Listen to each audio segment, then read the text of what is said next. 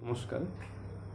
দশম শ্রেণীর ইতিহাসের পঞ্চম অধ্যায় বিকল্প চিন্তা ও উদ্যোগ, এই অধ্যায়ের অন্যতম একটি পাঠ্য হল বাংলার ছাপাখানা বিস্তারে উপেন্দ্রকিশোর রায়চৌধুরীর ভূমিকা।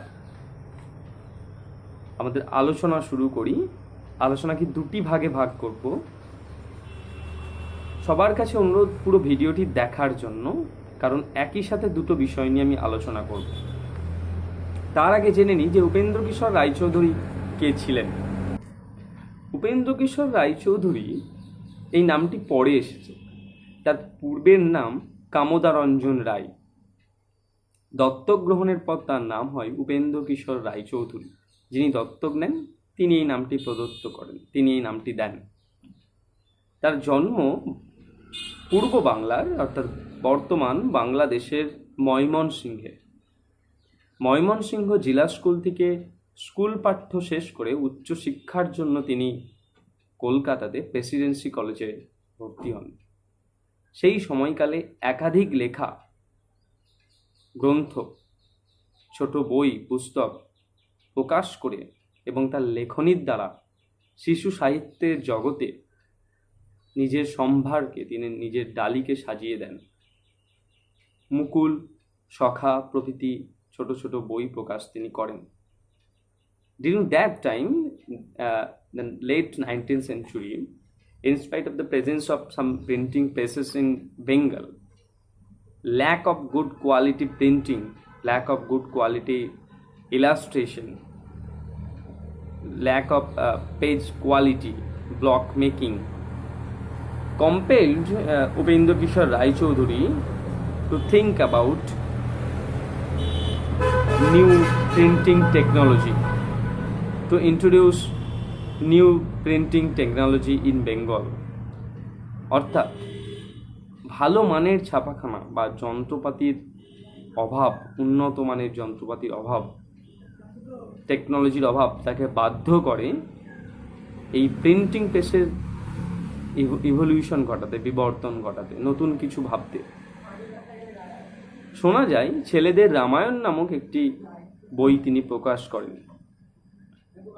সেই প্রকাশনা, সেই লেখার graphical art, illustration, cover page এবং তার ছবি, লেখার মান, পাতার মান তাকে সন্তুষ্ট করতে পারেন।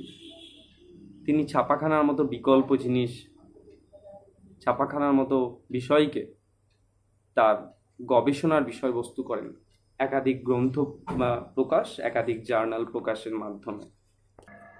তাই প্রথমে কর্নওয়ালি স্ট্রিটে তিনি একটি ছাপাখানা কেনেন।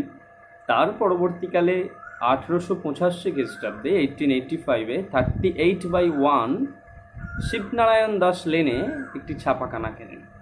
সেই ছাপাখানারই পরের নাম তিনি দিচ্ছেন ইউ রয় আর্টিস্ট। পরবর্তীকালে কখনো বলা হয় 1900 খ্রিস্টাব্দে বা 1910 খ্রিস্টাব্দে এই ছাপাখানার নাম পরিবর্তন করে হয় ইউএন রয় অ্যান্ড সন্স। বাংলার ছাপাখানা বিস্তারের ইতিহাসে এই ইউএন রয় অ্যান্ড সন্স এর বিশেষ ভূমিকা আছে।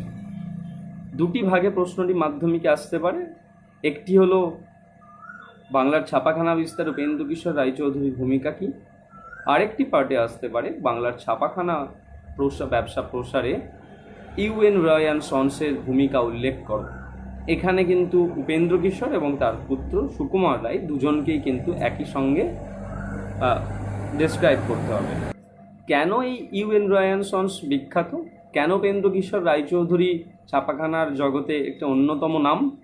Because he first introduce the modern half-tone block making in India, not only in India, in Southeast Asia.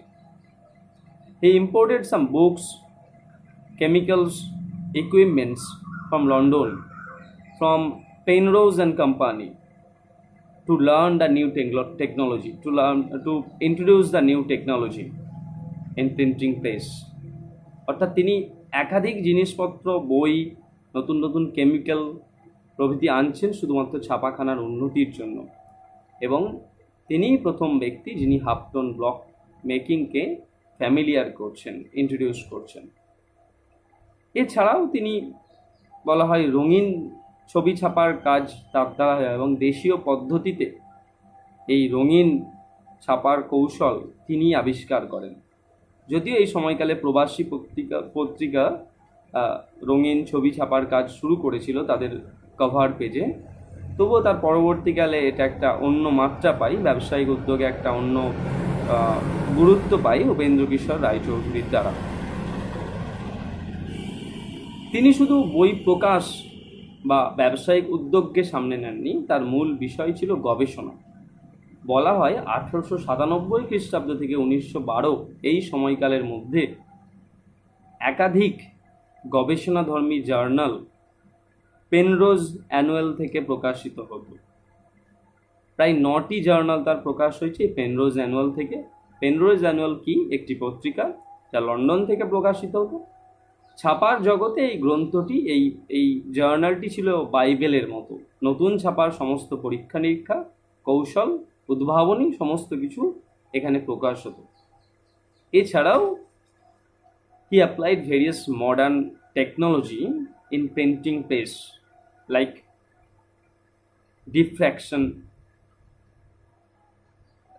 screen adjuster machine, diaphragm system, tint process, duotype machine।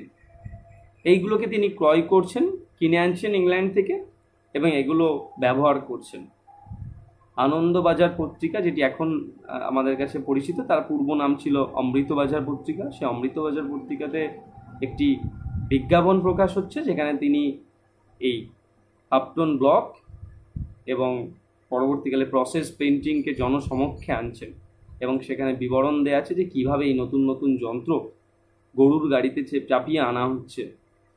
Printing এই মেশিনগুলো UN Roy and সন্সের আনা হচ্ছে, বন্ধুকিশোর রায়চৌধুরী আনছেন। পরবর্তী যে point সেটি হলো process painting technology. তিনি প্রসেস পেন্টিং টেকনোলজিকে হাইলাইট করেন, ফ্যামিলিয়ার করেন।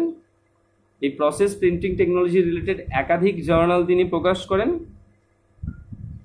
সেখানে প্রসেস পেন্টিং কি? প্রসেস পেন্টিং হলো ফটোগ্রাফির সাহায্যে বহু সংখ্যক প্রতিচ্ছবিকে ছাপানোর শিল্পকে বলে প্রসেস পেন্টিং। এই প্রসেস শিল্প নিয়ে তিনি একাধিক পরীক্ষা নিরীক্ষা করেন। পেনরোজ অ্যানুয়ালে তাই 3টির মতো জার্নাল তার এই প্রসেস প্রিন্টিং টেকনোলজিকে কেন্দ্র করে পাবলিশ হয়েছিল। পরবর্তীকালে তার ছেলে সুকুমার রায়েরও 2টি জার্নাল এই পেনরোজ অ্যানুয়াল থেকে প্রকাশ হয়েছিল।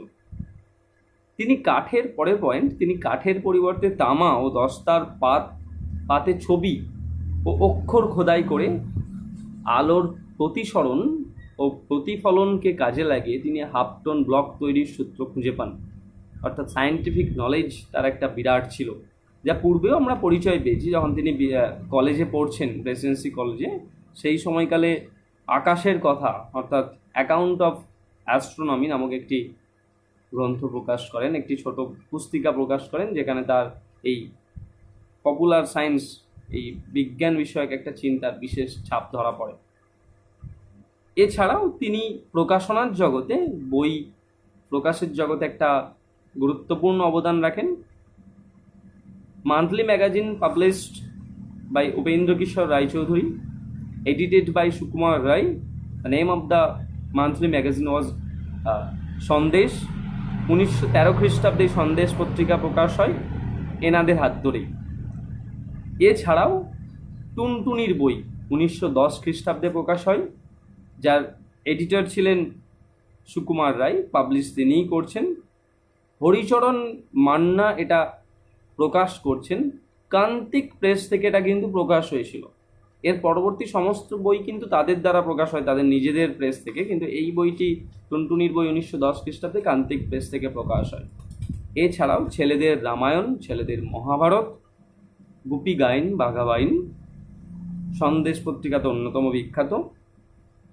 এছাড়াও মিউজিকের জগতে তিনি 2টো বিখ্যাত তার গ্রন্থ আছে।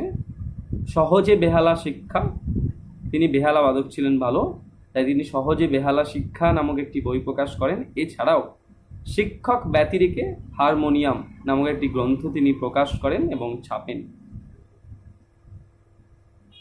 তার এই প্রতিষ্ঠিত ইউএন রয় অ্যান্ড সন্স একটি উজ্জ্বল দিক ছাপাখানার ইতিহাসে একটি অন্যতম নাম বলা যেতে পারে, সেটি আর উপেন্দ্র কিশোর রায়চৌধুরীর প্রতিষ্ঠিত ইউএন রয় সন্স আরও ব্যবসায়িক সাফল্যের মুখ দেখে এবং ছাপাখানার জগতে অন্য মাত্রা আনে যখন সুকুমার রায় তার উচ্চ শিক্ষা, ফটোগ্রাফি সংক্রান্ত শিক্ষা এবং তার বিভিন্ন উদ্ভাবনী কৌশল উদ্যোগকে এই ইউএন রায় সন্সের সঙ্গে যুক্ত করেন।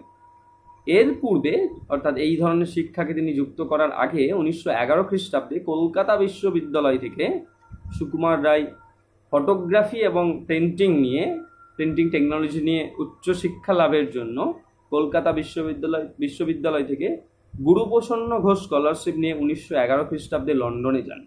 লন্ডন কাউন্টি স্কুলে তিনি পাঠ নিতে যান। সেখানে city Guilds of London institute নামক যে এক্সাম হয় সেখানে তিনি প্রথম হন এবং সেখানে তার বাবার তৈরি করা হাফটন ব্লক এবং তার কার্যকারিতা, তার এফেক্টিভনেস তিনি প্রমাণ করেন জনসমক্ষে। অত্যাধুনিক যন্ত্র, উদ্ভাবনী কৌশল, টেকনোলজি তিনি জেনে আধুনিক যন্ত্রপাতি নিয়ে তিনি জাহাজে করে ফিরে আসেন এবং সেই সমস্ত টেকনোলজিকে তিনি অ্যাডাপ্ট করেন, ইন্ট্রোডিউস করেন তাদের নিজেদের প্রেসে। এর সাথে সাথে দেশে ফিরে তিনি ব্যবসাকে একটা সাফল্যের মুখ দেখান। এটি আরও সফলতা পায়, একটা নিউ চ্যাপ্টার তৈরি হয় 1913 যখন তাদের নিজেদের রেসিডেন্স এবং ওয়ার্কশপ একই সাথে শিফট হয় 100 গড়পাড়া লেনের একটি বাড়িতে।